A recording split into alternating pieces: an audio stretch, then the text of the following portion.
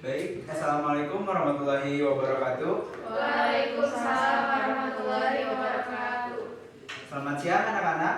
Siang, Pak. Bagaimana kabar kalian semua? Apakah kalian semua dalam keadaan yang baik? Alhamdulillah. Alhamdulillah ya. Kalian semua dalam keadaan yang baik. Ketemu lagi dengan Bapak di mata pelajaran tata kelola kepegawaian. Sebelum kita mulai pembelajaran pada siang hari ini, alangkah baiknya kita berdoa sesuai dengan kepercayaan dan agamanya masing-masing. Berdoa dimulai.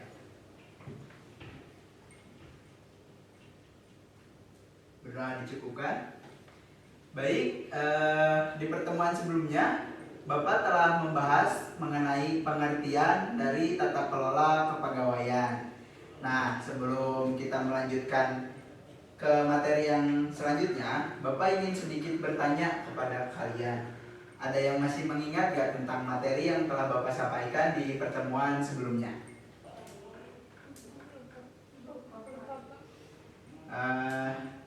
Gak ada yang ingat sama sekali. Mungkin Tia ingat?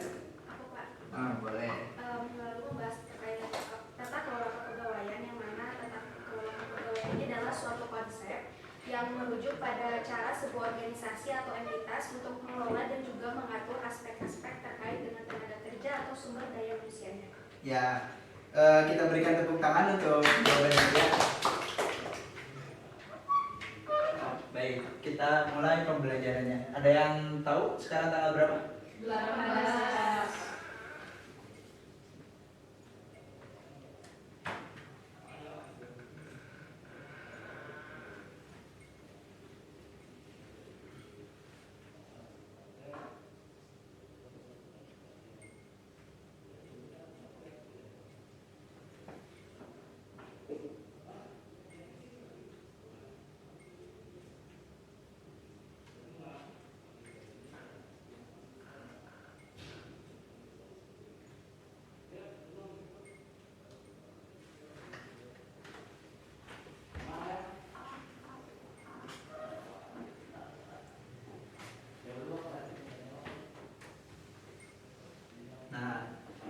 Betul sekali ya anak-anak, tadi jawaban dari Tia.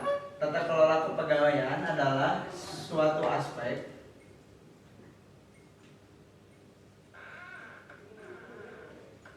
yang merujuk pada pengelolaan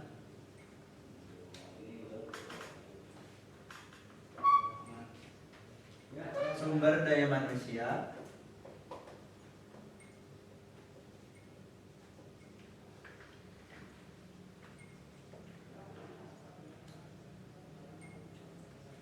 pada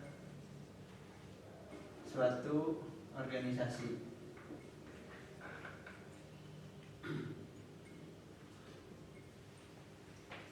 Jadi semuanya udah bisa dipahami apa itu pengertian dari tata kelola kepegawaian? Baik, kalau begitu kita lanjutkan ke materi yang selanjutnya. Bapak akan menggunakan media berupa PowerPoint.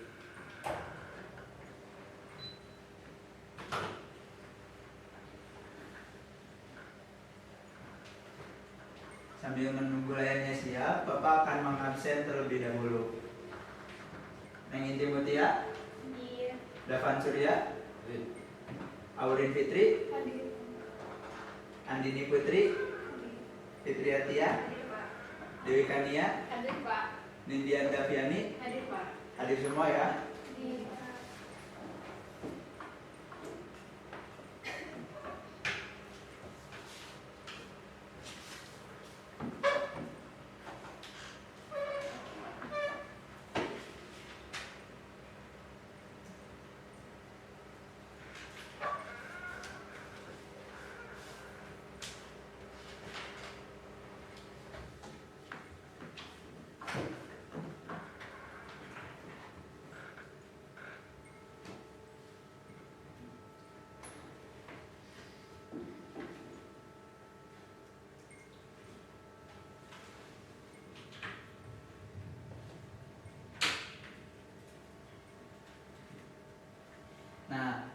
Untuk materi selanjutnya ada di prinsip-prinsip dari tata kelola kepegawaian itu sendiri.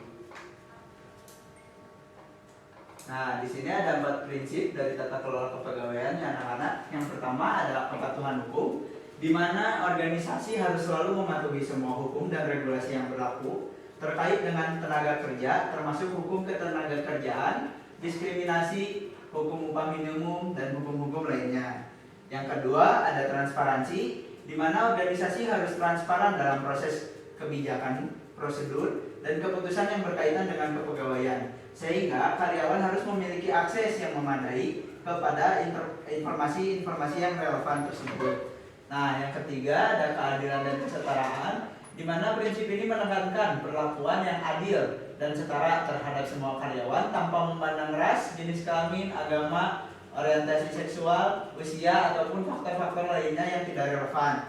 Dan yang terakhir ada partisipasi karyawan, yaitu memberikan karyawan kesempatan untuk berpartisipasi dalam pengambilan keputusan yang mempengaruhi kepada kinerja mereka, seperti perencanaan karir atau evaluasi kinerja dan perubahan-perubahan kebijakan. Sampai di sini ada yang ingin bertanya? Baik, karena Bapak rasa kalian sudah memahami semua materi yang ada di sini, kita lanjutkan ke materi selanjutnya. Yang selanjutnya ada peran dan tanggung jawab dalam tata kelola kepegawaian. Di sini ada 3 hal utama yang harus kita pahami terkait peran dan tanggung jawab dalam tata kelola kepegawaian. Bapak akan berikan waktu kalian 3 menit untuk memahami dari 3 submateri yang ada di depan sebelum kita melakukan demonstrasi ya. Jadi Bapak harap kalian bisa memahami dan mengambil kesimpulan secara singkat mengenai ketiga materi ini. Bisa dipahami anak-anak? Baik, dimulai dari sekarang ya.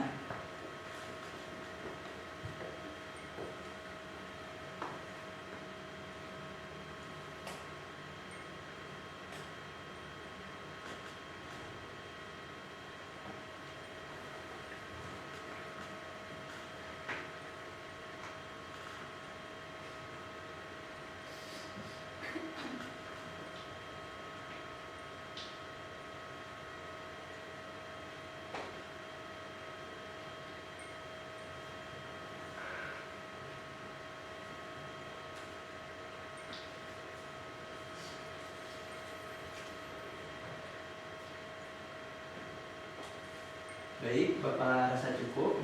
Sebelum kita memulai demonstrasi, Bapak akan sedikit menyimpulkan dari ketiga materi yang ada di depan agar kalian tidak terlalu bingung ya dalam melakukan demonstrasi. Jadi kesimpulannya adalah dari ketiga materi yang ada di depan ini berkaitan dengan peran dan tanggung jawab dalam tata kelola kepegawaian, di mana tempat dan peran serta tanggung jawab dari ketiga materi yang ada di atas, seperti misalnya manajer senior, manajer, dan karyawan. Jadi pada intinya ketiga materi ini membahas dari tupoksi setiap jabatan yang ada di ketiga materi ini. Baik, kita akan lanjutkan dengan demonstrasi. Bapak akan meminta 3 orang untuk ke depan dalam melakukan demonstrasi. Yang pertama ada Davan, boleh ke depan. Selanjutnya ada Nindi, boleh ke depan. Dan yang terakhir ada Aurin. Nah, tolong kalian berikan contoh atau peran seperti bagaimana selayaknya atasan ke bawahan dan bawahan ke atasan dalam dunia pekerjaan. Nah, di sini yang akan menjadi peran manajer senior yaitu ada Davan. Selanjutnya yang akan menjadi manajer itu ada Nindi, dan yang ketiga ada karyawan yaitu Aurin. Nah, kepada Davan silakan berikan contoh ketika Anda meminta tolong ke bawahan untuk melakukan suatu pekerjaan. Ya, minta tolong.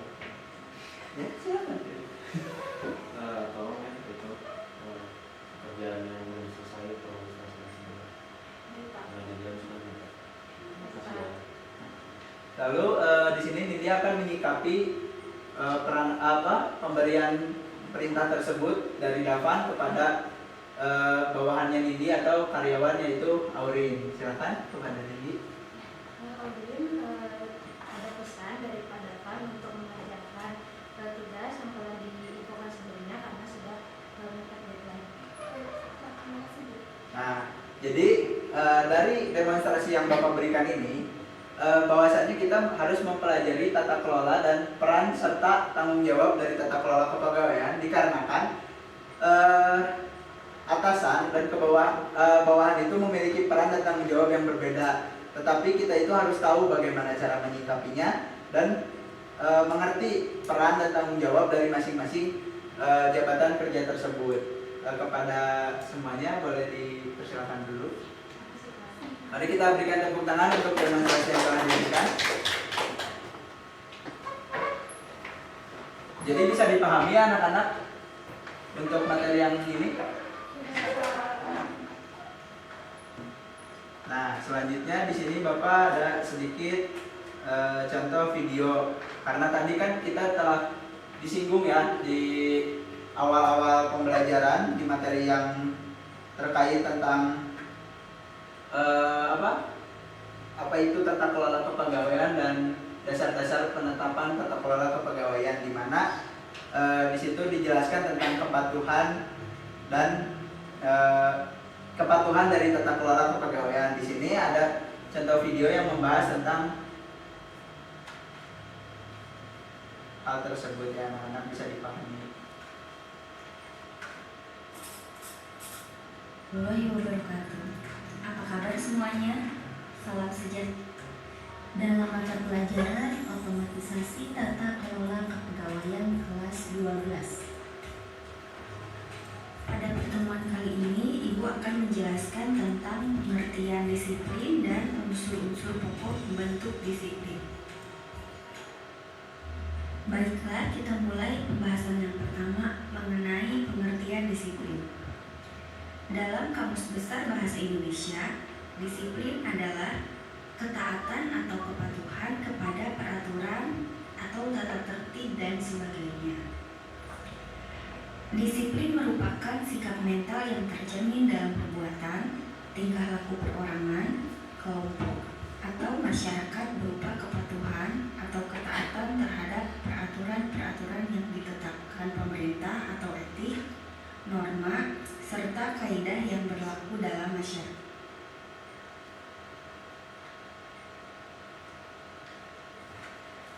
Bapak cukupkan untuk video yang ditayangkan. Bapak harapkan kalian telah bisa mengambil sedikit kesimpulan dari apa yang ditayangkan dalam video tersebut. Untuk selanjutnya,